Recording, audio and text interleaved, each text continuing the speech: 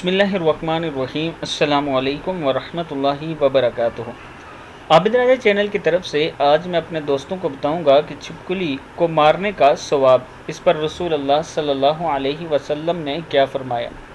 उससे पहले मैं अपने तमाम दोस्तों से रिक्वेस्ट करूंगा कि इस वीडियो को आपने आगे ज़रूर शेयर करना है।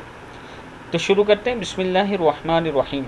रसूलुल्लाह सल्लल्लाहु अलैहि वसल्लम ने इरशाद फरमाया, जिसने छिपकली को पहली ज़रब में मार डाला तो इसके लिए इतनी इतनी नेकियां हैं, और जिसने दूसरी ज़रब में मार डाला तो इसके लिए भी बहुत सी नेकियां हैं, मगर पहली दफ़ा मारने वाले से कम, और अगर इसने तीसरी ज़रब में मारा तो इसके लिए इतनी इतनी नेकियां हैं, लेकिन दूसरी ज़रब में मारने वाले से कम। सही मुस्लिम में यह हदीस मौजूद है।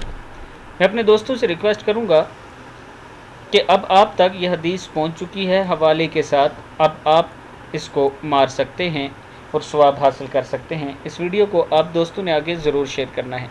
अस्सलामु अलैकुम वरहमतुल्लाहि वबरकातुहू।